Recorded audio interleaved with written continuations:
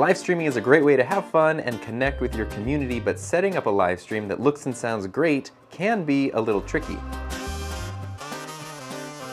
My name is Tom, this is the Enthusiasm Project, and today I'm going to walk you through how we set up our live stream from start to finish, because I've started streaming more on my channel, and my wife Heather and I, who she is filming this by the way, do a weekly live stream podcast on her channel as well. So I think we've got our system dialed in pretty well, and now you can see why we're the live stream dream team. We do most of our live streams here at my desk in the room that I normally do everything. The live streams are a little more cluttered than a regular video because everything is running all at once.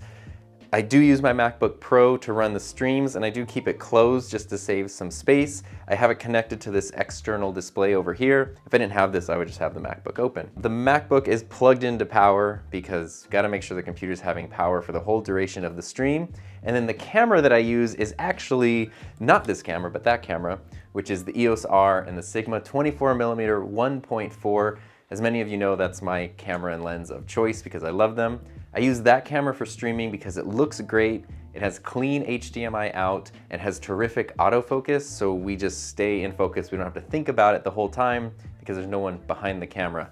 For the sake of this setup though, I'm going to use the 6D with a different lens, just as kind of an example. The tripod setup is the Edelkrone slider one with the Edelkrone head one, and then a Manfrotto tripod head, and the camera just goes right on top of there.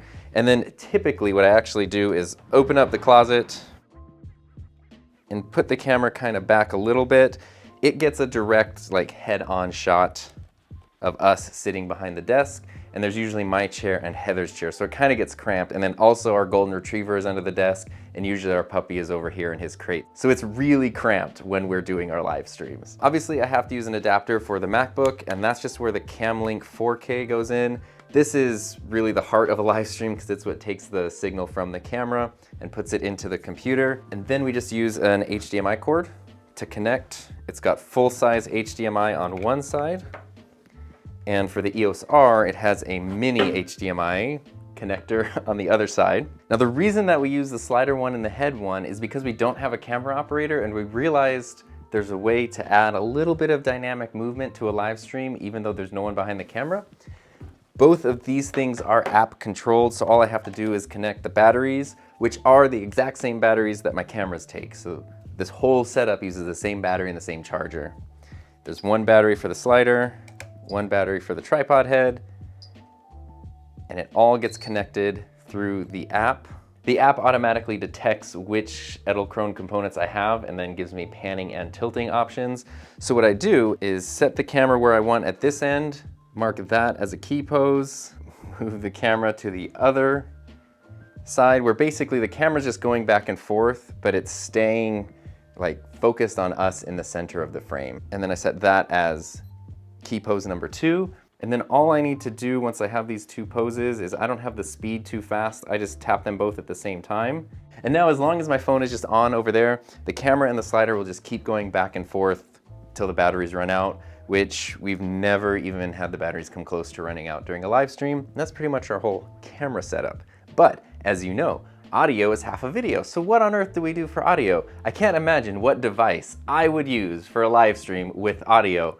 Oh wait, it's the Rodecaster. So I got the Rodecaster and the two pod mics, which by the way, Rode did send me this, which is probably the coolest thing I've ever gotten for free. It's a pin that says the Rodecaster Pro. This is like one of my favorite possessions, pinzessions. So then we just plug in the power to the Rodecaster.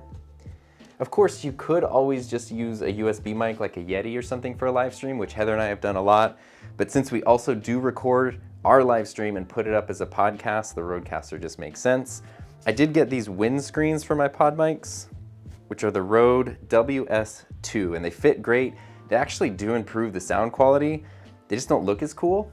So half the time we end up using them like this because these just look better on screen. And then the other half, kind of just depending on the mood we're in, we use the windscreen. Then we got cables. I did go on Amazon and buy specific XLR cables, Heather's favorite color is purple, so hers is purple to her mic. My favorite color is blue, so of course my cable is blue. And the different colors actually do look really cool on camera. It seems like a small detail, but the number of people we've had comment on our cables is kind of ridiculous. So get some colored cables, they really do make a difference. Our lighting setup really doesn't change from my normal videos or the studio tour video that we did a while ago. We've got the Falconized key light, that stays there. We've got the Dracast fill light over there. And then I did get this little IntelliTech Pocket Canon Mini as our backlight and our hair light, and that has a softbox on it. So those are our main lights, and then there's little accent lights throughout. That really hasn't changed since the studio tour video, which you haven't seen that, check that out and it'll kind of tell you everything that's in this room beyond just live streaming. If we want to play audio from the computer, we need a TRRS cable. So this plugs into the smartphone channel of the Rodecaster and then into the headphone jack of the MacBook, and now I can bring in sounds from the MacBook into the Rodecaster. And then also I use this little tiny speaker plugged into one of the headphone monitoring outputs, and this is turned down usually very low. So if we get something like a super chat or somebody makes a joke and we want to make a sound effect, we can hear the sound effects and things that are happening without it interfering with the recording. Usually I do have my headphones plugged into the Rodecaster, and sometimes I'll wear them during the stream to monitor, and sometimes I kind of just check and then keep them under the desk. So we do have ways to monitor our audio. It's just, we like to just have conversations and keep things natural. So, you know, paying attention to monitoring all this stuff, I know that's the technically correct way to do it, but it's not always the most conducive way to an organic conversation, and that's really what we want to do. We want to talk to each other during our streams, we want to talk to people who are watching the streams, and we want that to be the priority over making sure every level is perfect at every second. Once we have all this set up, the software that I use to stream used to be OBS, which is great and it's free, but it can be a little complicated and a little clunky, and I was finding myself getting bogged down in all of the settings to get the stream to look the way that I wanted it, that it just kind of became a burden. And so Heather introduced me to Streamyard. This is not an ad, but Streamyard is terrific. It's really simple. So once everything is hooked up, all I have to do is set up my stream, which you just click add a new stream. You can select which camera you want to use. I just select CamLink and then audio. Oh, gotta plug in the Rodecaster. So I just use a USB-C cable. I knew there was an extra port here that wasn't being used, and I was like, what's that for? It's for the Rodecaster. So plug it in, and now you can see how plug and play it actually is, because it does show up immediately, Rodecaster as a mic. I can see that these mics are getting inputs, and then speaker, we'll just do the headphones. And then there we go, we are all set on our camera right now. Since I'm using the 6D, which I don't normally, it has all the info on screen. 6D doesn't have clean HDMI out. And then we enter our broadcast studio. From there, we're just a source in the bottom. I click to add it to the stream, and then we pop up right here, and then there we go. And then I'm here, and I'm ready to stream, and I can talk into the mic, and then I can be like, hey Heather, how are you doing? And she'll be like, I'm doing super great. You're the best husband in the world. We're like, thanks for listening, that's our show. And then from this point of view, you can actually see the movement of this camera, sort of just adding in a little bit of parallax, adding in a little visual interest. If we're streaming for 1.5, 2 hours, it's nice not to just have the camera in one spot.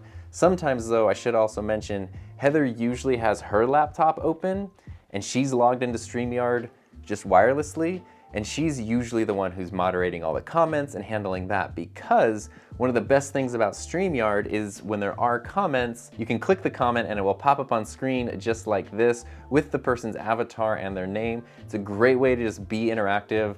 I had no easy way of just doing it that freely within OBS, and then you click the comment again and it disappears. There are other options besides Streamyard, but it really has been working great for us. And we haven't done this yet, but the way that we added ourselves down here in the bottom, you can get 10 other people or 9 other people, maybe 10 total.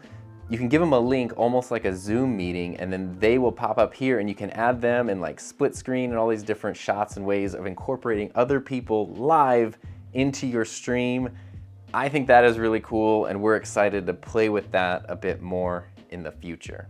So this is pretty much everything for our stream. It works really well for us. It sort of seems complicated when you see this whole mess of cables here, but it's not too complex when you break it down and piece by piece understand that it's really Quite simple, gives us great results. Oh, the last thing I forgot to mention though, we do actually hit record on the Rodecaster during our live stream. So even though we don't need to because it's just working as an interface, this is now recording the high quality audio, and then afterwards we take that and upload it as a podcast, the Couples Table, on all podcast platforms, where people can download and listen at that super high quality that doesn't sound like it was just ripped from a download off the internet. So that is one way that we use this setup to essentially create 2 pieces of content from one amount of work, from one instance of working. And ultimately, most importantly, the whole reason, like I said, that you're doing a live stream in the first place is to interact with and engage and connect with your community.